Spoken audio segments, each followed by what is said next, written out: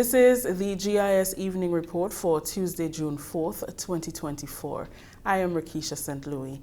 In the headlines, Lower House passed bill to increase the compulsory school-going age from September 2024.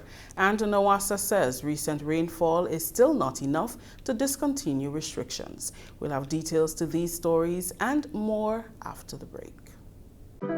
Join us for the upcoming sitting of Parliament from June 4th to 7th, 2024. Come witness the live debate on the new Firearms Act and the new Education Bill, among others, that will affect all citizens of Grenada. Members of Parliament will also give updates on their constituencies and the government's last 2 years in office. Remember, you are all invited, so save the dates. House of Representatives, Tuesday, June 4th and Wednesday, June 5th, 2024.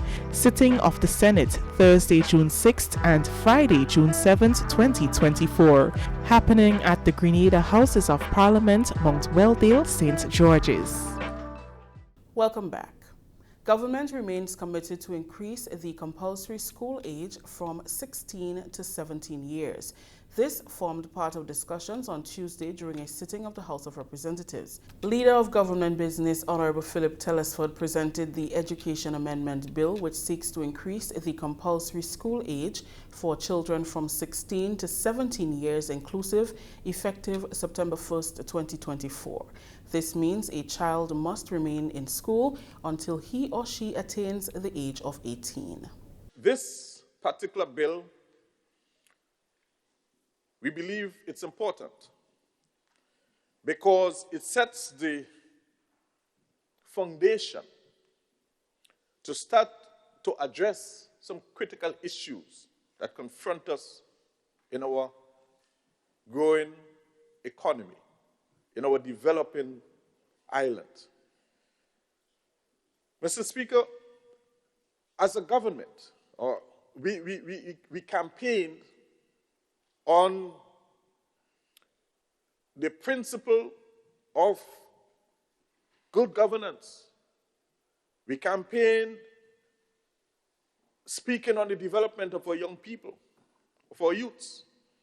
And one of the elements that spoke to the development, Mr. Speaker, treated with that of skill training. And so, Mr. Speaker, our government is setting the platform to implement skill training throughout our system, guaranteeing that every child that leaves the school system should have at least a skill. Honorable Telesford says the amendment is important as the skills attained will eventually develop into passions, which can lead to a future career. This particular bill, we believe it's important because it sets the foundation to start to address some critical issues that confront us in our growing economy, in our developing island. Mr. Speaker, as a government, we campaigned on the principle of good governance. We campaigned speaking on the development of our young people, of our youths. And one of the elements that spoke to the development, Mr. Speaker, treated with that of skill training.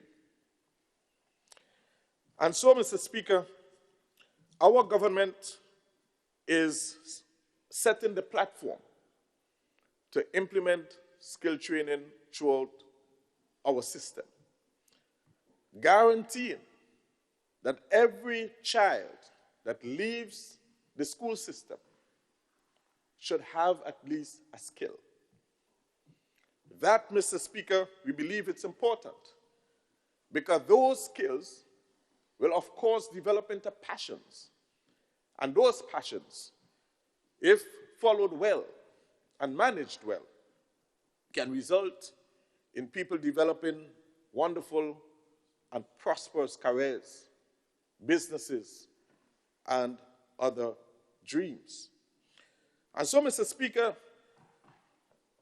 the issue of ensuring that our children on leaving school are well-rounded, it's a critical component to ensure the future prosperity of Grenada. And so, Mr. Speaker, we recognize that there has been a number of children abandoning school, abandoning learning, climbing on the blocks, not making a contribution to nation building, not having a skill. But if they're equipped, Mr. Speaker, they can be used to make a contribution. And that is the essence. So this is the first step, Mr. Speaker, we believe, in transitioning into an environment where our children would attain a skill before leaving the school system. Member of Parliament for St. George North East, Honorable Ron Redhead, rose in support of the bill, saying it will bridge the gap with the reintroduction of the sixth form and address the question of skills training and how students will benefit. Like many other progressive legislations that this administration brought to this honorable house, it is again aimed and centered around people's development, which is something good. That is the core or essence of any bill that is brought forward. And we are confident that this amendment will go far because this amendment will aid in our belief, and based on the data, in our students becoming better at adapting to the transition of a world of work or higher levels of education, because of the opportunity now created to bridge this gap that exists in our current system from 16 to 18. That is a gap, Mr. Speaker, that historically was left undone and has led to a large number of our youth, primarily our young men, becoming susceptible to negative influences such as crime and other idle activities. Government marks its second-year anniversary with a series of town hall meetings this month. The meetings will take place in St. Andrew, Carriacou, St. George and St. Patrick between June 10th and 24th and will provide a forum for residents to speak openly about issues affecting them and will also allow them to make suggestions geared toward the improvement of their communities. Government ministers will update on current projects in their ministries and constituencies and key initiatives affecting their communities. The sessions will kick off on Monday, June 10th at MacDonald College, St. Patrick, Deluxe Cinema St. Andrew on June 17th, Hillsborough Government School Carriacou on June 19th, and in St. George's Monday, June 24th. Participants can also look forward to various informational booths from various ministries and special projects from various sectors on site. The meetings will be broadcast live on the Government Information Service, Channel 22, and on the Facebook page and YouTube pages. Recent rainfall gives the National Water and Sewage Authority, NAWASA, slight hope that drought conditions may be a thing of the past. However, Acting General Manager Terence Smith says restrictions implemented by NAWASA and the RGPF remain in effect. He made the statement during an exclusive interview with the GIS on Tuesday. In 2023, NAWASA's average daily production was 7.8 million gallons per day. Now, in the height of the drought island-wide, there was a shortfall of 2 million gallons daily.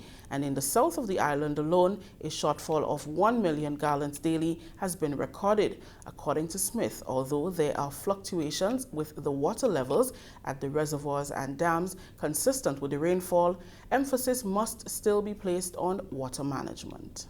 We're not out of the woods, or we're not out of the dry shortfall period or drought period as yet. Hopefully in the next few days, but that depends on the rainfall that we receive in the watersheds. A few days ago, the dam at Annandale was overflowing, and then the following day it was 6 feet down. A few days ago, we had both pumps at the Granitang Lake that are pumping water from the lake into the tributary that feeds the Annandale water treatment plant. It's been on for the last 2 or 3 days with one pump, pumping about 250,000 gallons a day. And the lake level has come up about 18 inches, but it's not. So, as I say, we're not out of the woods. We've had some rainfall, some scattered showers, and so. But we want to emphasize at the outset that the restrictions that we brought in on the 12th of May are still in effect. He explained that NAWASA is collaborating with GIS and G-Crews and hardware suppliers to promote rainwater harvesting. Low flow toilets and faucet aerators and shower head aerators and so forth, right? And we're trying to partner with them to encourage them to, in the coming period, to import significantly more of these water saving devices and tanks and components of a rainwater harvesting system, right?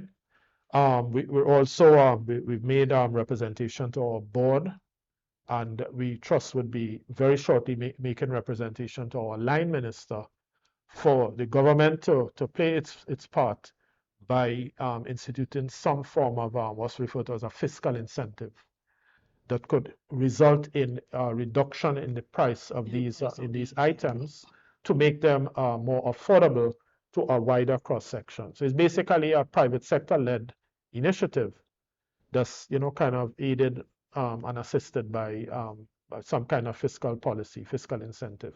Very shortly, we are going to be installing at our Lucas Street headquarters building. There's a little security booth as you enter there on the left-hand side as you go in. That has a concrete roof, all right? And the rain falls on it, and right now it goes in the drain and goes to waste. We're going to be hooking up a full-scale rainwater harvesting model, complete with a small tank and a pump, and we're going to run a line back up with like a shower head to simulate the rainfall and so. And so it's like a little mini rainwater harvesting system that could be used to demonstrate how the system works. And then comes with be organizing, when the school year starts again. We'll be bringing, we'll be arranging tours for students and so on. Communications Supervisor Jamila Lewis joined the General Manager in clamoring for water storage to cushion the effects of the dry season. One of the lessons we've learned from this dry season and the still ongoing drought situation is that far too many households do not have storage. So when a water truck is going in an area that's poorly served or at the extremity of the distribution network or at a higher elevation, people coming out with bucket and little can and little thing and bowl and all this kind of thing. And that's really, for one, it's not very efficient. And secondly, when you're collecting water in all this myriad of containers and so on, you're increasing the risk, the public health risk of contamination of the water that is used, particularly by the elderly and the very young. Our greatest desire is for persons to highly consider storage. This is what will make a difference in a rainy season, outside of a rainy season, and especially what happens if we get rain in June and there is no rain in June, July, August, September? Then what happens? We're actually going to start a new dry season with limited rainfall. So what happens? So we want persons to be very mindful of that as well. This is the GIS Evening Report. The news will continue after the break. Climate change is real, bringing hotter days and less rain. Less rain means less water. So, it is crucial for all of us to conserve water at home. When washing my fruits and vegetables, I use a bowl of water, and later I reuse it to water my plants. This is how I save water at home. What are you waiting for?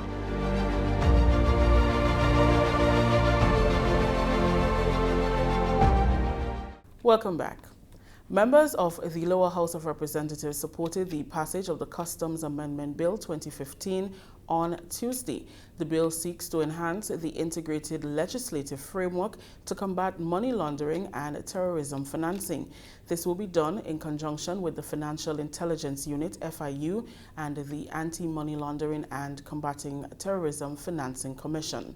The bill was presented by Parliamentary Representative for St. Patrick East, Honorable Dennis Cornwall, who said it will promote transparency and compliance as officials will be required to keep records of transactions. Mr. Speaker, this amendment seeks to give credence to the Financial Crimes Unit as well as the Control of Customs to keep records of all transactions, whether electronically or otherwise, for a period of 5 years, and to ensure that those transactions can be used as evidence if there is a breach in the law. And therefore, Mr. Speaker, I think it's something that will help our country proceed along a disciplined pathway in terms of ensuring that we're in compliance with the Terrorist Financing and Anti-Money Laundering Act. Prime Minister Honorable Deacon Mitchell and Opposition Parliamentary Representative for St. Andrews South East, Emmeline Pear, supported the bill.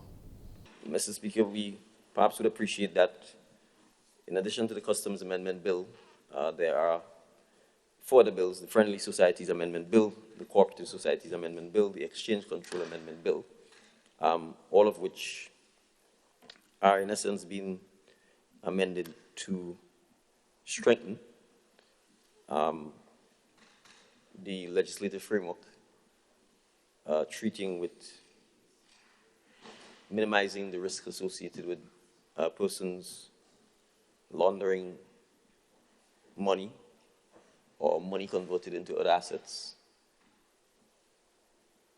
as well as ensuring that there's transparency in relation to membership, ownership, or participation in certain institutions within Grenada. I rise to support this bill that has been presented, and as was indicated by previous speakers, there are many obligations regionally and internationally that Grenada has to satisfy, Grenada has to follow. And so, Mr. Speaker, we must recognize significant work that has been done in this area, and of course we support legislation to strengthen the existing legislation and to map the way forward to ensure that we're following and we're complying. Government has embarked on a significant initiative to deepen the understanding of the cannabis industry, opportunities and its implications as part of its mission to deliver a comprehensive draft policy by September 2024. Efforts are also in train to develop an industry that can contribute to the growth and development of the economy and improve the lives and livelihoods of Grenadians.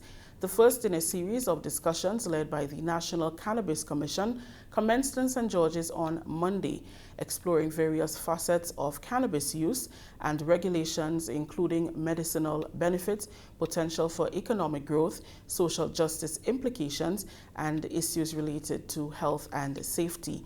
Nandi Noel, CEO of the National Cannabis Commission, explained that the consultations will seek to introduce the second appointed Cannabis Working Committee's mandate, given the government's policy stance on the ongoing discussions. We are committed to exploring a path towards a more evidence-based and responsible approach to cannabis decriminalization. The Cabinet established a new Cannabis Working Committee as well as a Cannabis Secretariat to fulfill the following mandates, which, in short, requires us to, 1, gather and compile data through consultancies and public forums such as this, and 2, make recommendations to the Cabinet on a new legislative and regulatory framework for establishing our cannabis industry. Members of the Working Committee include experts in law, law enforcement, healthcare, public relations, and a representative from our Rastafarian community, all of whom are relevant at this stage of our cannabis industry development. Now, it would be remiss of me to not emphasize the fact that while we, the Cannabis Working Committee and the Cannabis Secretariat, are hosting and will host more public consultation events, note that it is the Cabinet that makes the final decision, and the Parliament that has the authority to amend and introduce new laws for implementation. Working towards establishing a cannabis industry is a new and an exciting field, and we're also honored to host in its introduction to Grenada, Carriacou, and the Petit Martinique. The series of consultations seek to create a balanced and informed policy that reflects the needs and concerns of the Grenadian populace. As Grenada follows in the footsteps of CARICOM country St. Vincent, Dr. Gerald Thompson, Chief Executive Officer of the St. Vincent and the Grenadines Medical Cannabis Authority, who served as a special panelist, welcomed the discussion for Grenada. It's certainly my pleasure participating in this program, as St. Vincent has been doing in St. Lucia, in Antigua, in Barbados, and certainly in a number of other islands. And we're always willing to share and participate, because from a Caribbean point of view, and coming out of the CARICOM report, Waited to Exhale, we recognize that trying to have some sort of harmonized policy, or at least all being on the same page, is going to be very helpful for law enforcement across the region in relation to the medical point of view and other doctors across the region, and certainly from a government point of view in terms of understanding policy and the trends that are taking place in the Caribbean and around the world. Vanny Cohen, Assistant Commissioner of Police and representative of the RGPF on the committee, described the consultations as a move to reduce the incarceration of cannabis-related offenses. I think it is wisdom on government's part to look at this. This is what is trending internationally. This is where the world is going, and I'm happy to see that the discussion has come home, as to how we can mitigate against young persons being incarcerated. And the committee has been working to determine what is a quantity amount that is allowed for personal use that will not be criminalized. That, as you know, would change the dynamics of how law enforcement operates.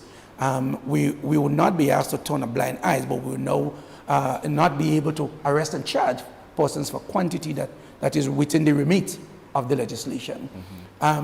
Those changes, as you know, we are creature of statutes. We do not make the laws, and whatever Parliament decides is the law of the land, is what RGPF is going to enforce. The consultation process ensures that the policy development procedure is inclusive and transparent, with the approach being changed worldwide to the cannabis industry. Chairman of the committee, Anselm Clouden, explained that the country has to consider decriminalization, which is the first step to legalization as seen in international countries. Decriminalization comes in as a short and partial reprieve before you legalize, so that you could be allowed to smoke 66 grams or carry 66 grams for personal use. In most countries, before you legalize, you would want to explore the medicinal aspect, as Dr. Charles has so eloquently expressed, to determine the potency of the seeds, because once you get into medicinal cannabis, it entails a tremendous amount of scientific preparation to ultimately get the potency required for the treatment of certain ailments. That story just ended the GIS Evening Report for today, June 4th. On behalf of the entire news and production team, I am Rikisha St. Louis saying thank you for joining us.